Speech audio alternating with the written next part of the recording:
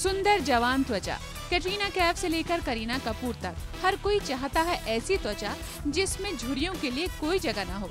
चेहरा हमेशा दमकता रहे, चेहरा सदा चमकता रहे, हर उम्र में रहे जवान त्वचा का एहसास। आप हमेशा खिली रहें, चांद की तरह सदा चमकती रहें। काजोल हो या सुष्मिता, ये सितारे भी दिखा रहे हैं बढ़ती उम्र में युवा त्वचा का सपना। इस एक एहसास को पाने के लिए लोग क्या नहीं करते। बाजार में मिलने वाली एंटी एज क्रीम से लेकर बोटॉक्स और सर्जरी तक, मकसद सिर्फ एक, सदा सुंदरता का एहसास, उम्र को और पीछे ढकेलने का प्रयास। लेकिन कहीं इन कोशिशों में आप अपनी सेहत से कोई समझौता तो नहीं कर रही? कहीं आप जाने अनजाने अपनी त्वचा के साथ कोई अत्याचार तो नहीं कर रही? नमस्कार, आपके साथ मैं हूं काम्या और आज लाइफस्टाइल के डोज में बात करेंगे कि किस तरह आप अपने आप को बड़ा लगने से यानी अपने आप को ज़्यादा उम्र वाला दिखने से बचा सकते हैं, एजिंग को कैसे प्रिवेंट कर सकते हैं, किस तरह उम्र को मात दे सकते हैं। और इसके लिए खास हमारे साथ आज हैं डॉक्टर रेखा शेठ, मुंबई में बहुत ही पॉपुलर डर्मेटोलॉजिस्ट। डॉक्टर रेखा, स्वागत है आपका हमारे शो में। और बताइए कि किस तरह हम उम्र से लड़ सकते हैं, उसको फाइट कर सकते हैं और उम्र को मात दे सकते हैं, क्या ये पॉसिबल है? Thank you Kamya. टुडे आज टेक्नोलॉजी इतनी एडवांस हो गई है कि तेरा काफ़ी सारे मार्ग है, काफ़ी सारे क्रीम्स है। नॉट ओनली झुर्रियाँ आ गई, तब क्या करना, किस तरह की झुर्रियाँ है उस पर आधारित है, और उससे पहले प्रिवेंट कैसे करना, वो भी आज बहुत सारे क्रीम्स वगैरह है अपने पास। जी डॉक्टर, सिर्फ क्रीम्स ही हैं कि अब आजकल हम बोटॉक्स के बारे में, लेजर सर्जरीज के बारे में बहुत सुन रहे हैं, पढ़ रहे हैं, तो इनके बारे में भी आपसे बात करना चाहेंगे। आजकल बहुत ही पॉपुलर हो गए हैं और होते जा रहे हैं। एक टाइम ऐसा था तब जब भी ओनली एक्टर्स एंड एक्ट्रेसेस आते थे, लेकिन आज इवन आम जनता आती है और इतनी सारी मशीनें हैं, इतनी सारी टेक्नोलॉजी है और आजकल सर्जरी की ज़रूरत नहीं पड़ती है। तो ये माइनर प्रोसीजर से काफ़ी फ़र्क पड़ता है, इसलिए lot people are getting very encourage to come. तो अगर आप में भी है यंग दिखने का, जवान दिखने का जुनून, तो आप क्या क्या कर सकते हैं, इसके बारे में तो डॉक्टर रेखा से बात करेंगे। लेकिन उससे पहले देख के आते हैं कि मार्केट में कौन कौन सी इस तरह की क्रीम्स हैं जो दावे कर रही हैं कि आपको यंग यानी कि जवान दिखा सकती हैं। आपके पास एक ऐसी क्रीम है जो 4 हफ्तों में आपकी झाइयाँ और झुर्रियों को दूर भगा देगी। कल्पना हमें बताएंगी इस क्रीम के बारे में। कल्पना बताइए। मैं आपको ये बता देती हूँ कि ये like your smooth lines and wrinkles in within your 4 weeks. We are not claim कि आपका जो रिंकल्स हैं और जो लाइन्स हैं वो 4 वीक्स में एकदम ख़त्म हो जाएगा। It's just day by day just lighten up your line, and उसके बाद आपका जो 4 वीक्स के बाद आपको थोड़ा रिजल्ट मिलना स्टार्ट हो जाएगा। और इसके अंदर मैं आपको बता देती हूँ इसमें काफ़ी सारी रेंजेस हैं हमारे पास। जैसे हमारे पास में फेस वॉश आता है, it is something like for your first science of ageing, because ये जो रेंज है हमारा specially 30 to 40 between age group के अकॉर्डिंग है। कस्टमर्स चाहें तो उसको 25 के बाद भी स्टार्ट कर सकते हैं। ये कितनी उम्र से एंटी रिंकल क्रीम्स का इस्तेमाल करना सही रहता है? वैसे तो जनरली जो एंटी रिंकल क्रीम्स होती हैं हमारी आपका अबव 28 का जो एज ग्रुप होता है उसके ऊपर ही आपका स्टार्ट होता है, पर हम लोग सजेस्ट करते हैं कि 30+ के बाद आप यूज़ कर सकते हैं। वो जो रेंज है हमारा something like wise main range which is very good for mature skin. Mature skin से मेरा कहने का मतलब ये है कि आप उसको 45 के बाद यूज़ कर सकते हैं। काफ़ी टाइम क्या होता है कि आपका जो हार्मोनल चेंजेस की वजह से जो फेस पे जो फ्रेकल्स पड़ जाते हैं, जो पिगमेंटेशन स्टार्ट हो जाती है, उसको ये कंट्रोल करता है। बिकॉज इसमें ऐसे सूदिंग इंग्रेडिएंट्स डले हुए हैं, जैसे कि इसमें आपका वाइल्ड जैम डला हुआ है, इसमें आपका सनफ्लावर डला हुआ है। जो इंग्रेडिएंट्स बता रही हूँ मैं आपको, वो इंग्रेडिएंट्स जो हैं आपको कंट्रोल करते हैं आपके फ्रेकल्स की प्रॉब्लम्स को और पिगमेंटेशन की प्रॉब्लम को। तो कल्पना, इसमें भी है एंटी रिंकल क्रीम में कि मेल्स के लिए अलग और फीमेल्स के लिए अलग? Something like for your the product is for your wise women, so especially like for your women only, because generally जो हार्मोनल चेंजेस के जो प्रॉब्लम होते हैं स्किन पे वो जनरली वुमेन्स को ज़्यादा होता है। चलिए, कल्पना का ये कहना है कि रिंकल को अगर आप दूर करना चाहते हैं तो वो 1-2 दिन में नहीं, 4 हफ्ते में होंगे। आपको उसको रेगुलरली लगाना होगा क्रीम को। तो मार्केट में कौन कौन सी क्रीम्स क्या क्या दावे कर रही हैं ये तो आपने सुना, लेकिन हमारे साथ डॉक्टर रेखा शेठ हैं। डॉक्टर, बताइए किस तरह के दावे जो ये क्रीम करती हैं, क्या वो सच हो पाते हैं? ये बहुत सारी क्रीम्स जो आती है आजकल, थोड़ा बहुत तो डिफरेंस होता ही है। मतलब झुर्रियाँ एकदम डीप है या एकदम ज़्यादा है तो ऑब्वियसली क्रीम से कुछ होने वाला नहीं है, लेकिन आप अगर शुरू में इस्तेमाल करें तो उससे होता है। लेकिन एक चीज़ समझिए कि ये हमेशा अच्छी कंपनी और अच्छी reputed company with a big research centre इस तरह की क्रीम्स का इस्तेमाल करें, न तो अपना नेबर्स का बनाया हुआ का या आपका फ्रेंड ने बनाई है घर पे। ये वाली क्रीम्स अभी आजकल बिल्कुल मत यूज़ करना, क्योंकि इसके वजह से हमको पिगमेंटेशन होता है, डार्कनेस जैसे कालापन होता है, रैशेस होते हैं, पिंपल्स होने शुरू हो जाते हैं, और पिंपल्स इतने भी आस्ते आस्ते आएंगे कि आपको पता ही नहीं चलेगा कि ये क्रीम की वजह से है। तो दुनिया भर में 2 ग्रुप्स ऑफ केमिकल्स है जो पुरवार किया हुआ गया है कि इससे अच्छी एंटी रिंकल ट्रीटमेंट मिलती है। ये कौन से है? एक तो रेटिनॉइड्स बोलते हैं जो विटामिन ए डेरिवेटिव बोलते हैं, और दूसरी ग्रुप है alpha hydroxy acids. So vitamin A का ग्रुप मतलब क्या कि there are so many salts कि some are mild, some are medium, some are strong. जो स्ट्रॉन्ग होता है वो हमेशा डॉक्टर का सुपरविजन में ही यूज़ करना चाहिए। तो माइल्ड में क्या आप देख सकते हैं कि ये रेटिनिल या रेटिनिल पामिटेट या रेटिनिल कुछ भी रेटिनिल आता है तो वो माइल्ड रहता है, और ये आम तौर पे काफ़ी सारी प्रोडक्ट्स में आपको मिल जाएगा। विटामिन ई पर भी बहुत अच्छा है और विटामिन सी भी अच्छी है। सी का नाम है एस्कॉर्बिक एसिड, तो एस्कॉर्बिल का नाम से कुछ भी आप देखें उसका मीनिंग ये है कि वो विटामिन सी का डेरिवेटिव है। तो ये 3 कंपोनेंट्स तो बहुत अच्छे ही हैं। और दूसरी अल्फा हाइड्रोक्सी एसिड्स है, वो भी माइल्ड केस में काफ़ी मिलते हैं, काफ़ी कंपनीज यूज़ करती हैं, और उसको फ्रूट एसिड बोलते हैं या ग्लाइकोलिक, लैक्टिक, पायरुविक, ये सब अल्फा हाइड्रोक्सी एसिड्स होते हैं। और ये क्रीम्स काफ़ी they are quite good in anti wrinkle action. लेकिन डॉक्टर अगर कोई शॉपिंग करने जाए इन क्रीम्स के लिए तो क्योंकि इतने केमिकल्स हैं, अगर केमिस्ट्री की ब्रांच जो है वो इतनी बड़ी है, ज़रूरी नहीं है कि ये सारे केमिकल्स हम पीछे ट्रेस कर पाएँ जहाँ पे इंग्रेडिएंट्स की बात होती है। तो क्या आप सजेस्ट करेंगे कि एक डॉक्टर से, एक डर्मेटोलॉजिस्ट से पहले बात कर लेनी चाहिए कोई भी केमिकल अपने फेस पर यूज़ करने से पहले? क्योंकि शायद आपके पास ऐसे क्लाइंट्स या पेशेंट्स आए हों जिन्होंने सफ़र किया हो साइड इफ़ेक्ट से किसी क्रीम के, ऐसा हुआ है? Yes, definitely. कि पहली बात तो ये है कि आपका डर्मेटोलॉजिस्ट को कंसल्ट करिएगा। आप ये जो पैसे खर्चेंगे कंसल्टेशन में, trust me it is worth it for your skin, क्योंकि हम लोग इतनी सारी रिएक्शंस देखते हैं। As I mention before, pigmentation is the worst, क्योंकि उसको बहुत डिफ़िकल्ट है ट्रीट करने के लिए, और दूसरी रैशेस होते हैं, और दूसरी चीज़ एक ये होती है कि स्किन बहुत सेंसिटिव हो जाती है क्योंकि the wrong ingredients are put in the cream. So ये सब चीज़ आप लोग को पता नहीं चलेगा।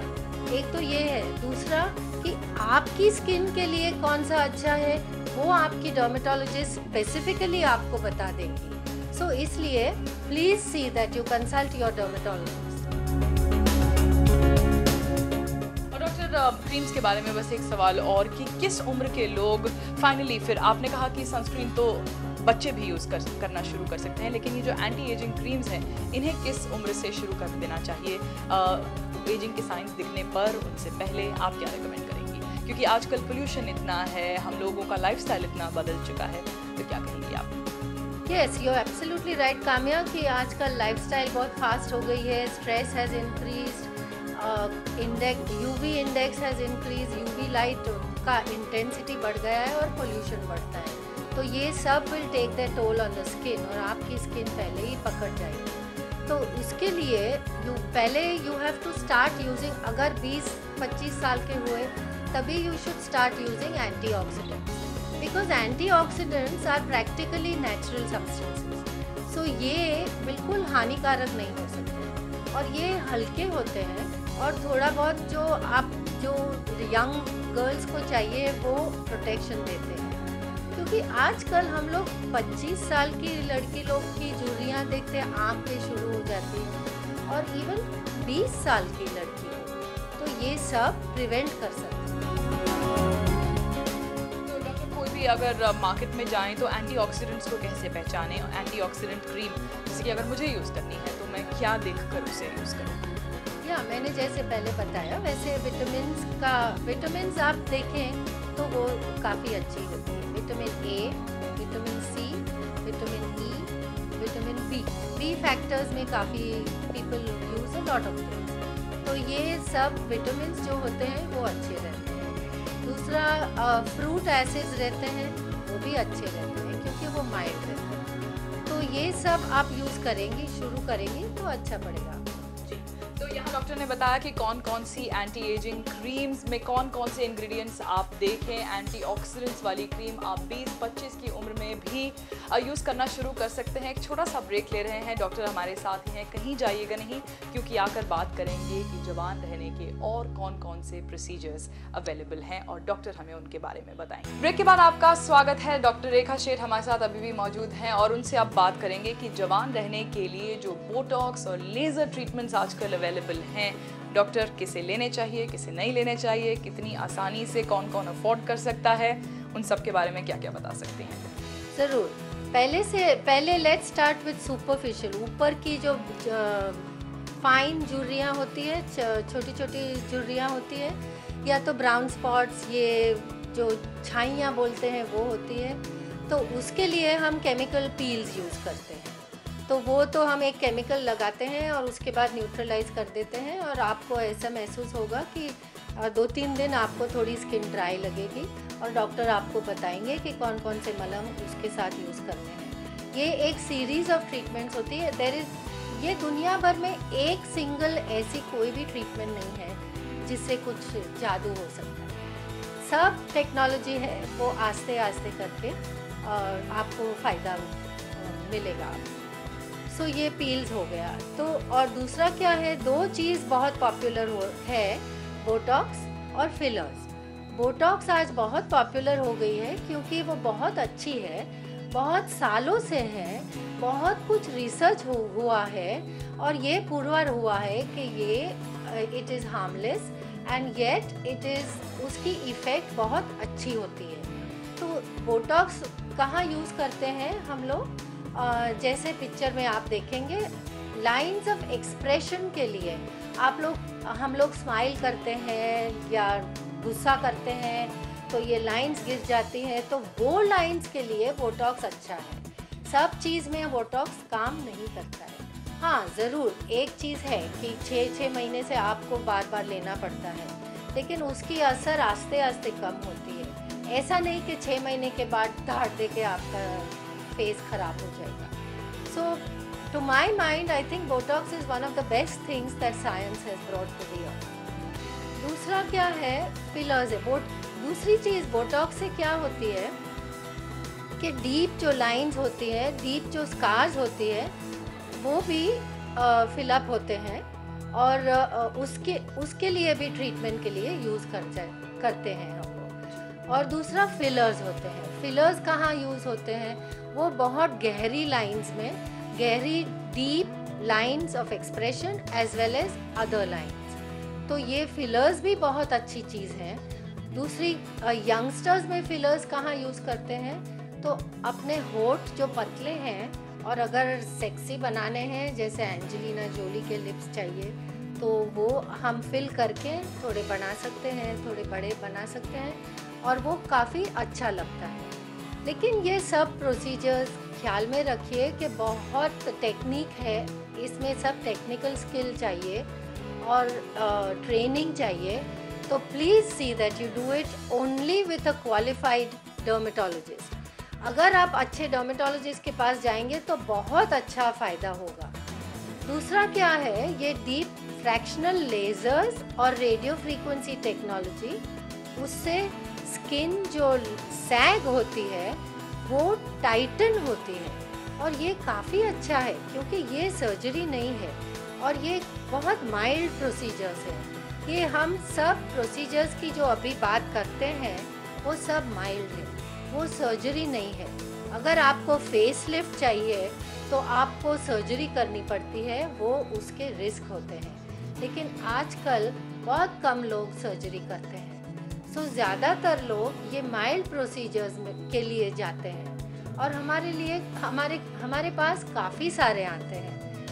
सो जैसे कि ये लेज़र जो है यहाँ पे, उसको फ्रैक्शनल लेज़र बोलते हैं। उसको हम स्कार्स के लिए भी अच्छी तरह से बहुत अच्छा रिज़ल्ट मिलता है और स्किन टाइटनिंग के लिए भी ये we use it for skin tightening also. पर इसके 3 से 5 सिटिंग की ज़रूरत पड़ती है और 3 से 4 हफ्ते के इंटरवल से, मतलब महीने में वंस अ मंथ, ऐसे 3 to 5 सिटिंग्स के बाद आपको अच्छा रिज़ल्ट आएगा। और ये रिज़ल्ट जो आएगा वो काफ़ी लंबा टाइम तक रहता है। ये इसका एडवांटेज है और इसके रिस्क फैक्टर्स नहीं के बराबर ही है। और specially if a dermatologist does it तो बहुत अच्छी रिज़ल्ट आ सकते हैं। जी, तो डॉक्टर साइड इफ़ेक्ट्स की बात आपने की है कि लेज़र से नहीं होती, बोटॉक्स का भी अगर साइड इफ़ेक्ट की बात कर लें तो क्या बोटॉक्स के और फिलर्स के साइड इफ़ेक्ट्स हैं? क्योंकि एक्सेसिवली ये भी कहा गया है कि एक एक्सेसिव मात्रा में उन्हें नहीं यूज़ किया जाए तो अच्छा है। अभी बोटॉक्स का डोज होता है और वो ट्रेनिंग अगर आपका अच्छा है तो फिर तो कोई सवाल ही नहीं रहेगा। लेकिन yes, we do have patients who come to us जहाँ जिस untrained people have given them, so वो प्रॉब्लम हो सकता है। वो क्या हो सकता है कि ये आँख ड्रूप हो जाती है तो वो लोग खोल नहीं सकते हैं आँख, फेस को ड्रूप होता है, जैसे कि फेस पॉल्सी या पैरालिसिस होता है, इस तरह होता है। तो ये paralysis of any of the muscles of the face हो सकता है। और कभी कभी यहाँ बोटॉक्स अगर यूज़ करें and that too by an untrained person, तो होठ जैसे it droops down and you may be not able to speak properly. जैसे I had a very famous singer who had taken a Botox, unfortunately उसको ठीक तरह से नहीं दिया गया था तो उसको 2 या 3 महीने लगे and she could not sing properly because she could not utilize her lips. So इस तरह please see that you go to a qualified dermatologist. तो यहाँ डॉक्टर रेखा शेठ ने बताया किस तरह झुर्रियों को, रिंकल्स को आप मात दे सकते हैं। आप बोटॉक्स का इस्तेमाल कर सकते हैं, लेकिन एक क्वालिफाइड डर्मेटोलॉजिस्ट के सुपरविजन के अंदर ही।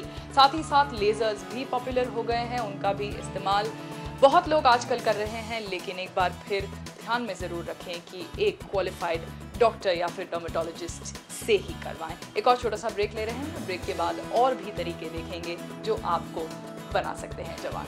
डॉक्टर, हमने देखा है कि आजकल यंगस्टर्स भी और यूथ भी, जैसे एक्ने हैं, अगर किसी को पिंपल्स हैं तो उनके जो स्कार्स फेस पर रह गए हैं उनकी ट्रीटमेंट के लिए, because people have become particular about their skin, तो उनको भी भराने के लिए बोटॉक्स ले रहे हैं या फिलर्स ले रहे हैं।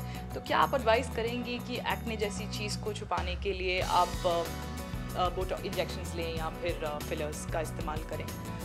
एक्नी स्कार्स के लिए आजकल we have such better technology, वो फ्रैक्शनल लेज़र की technology that is long acting.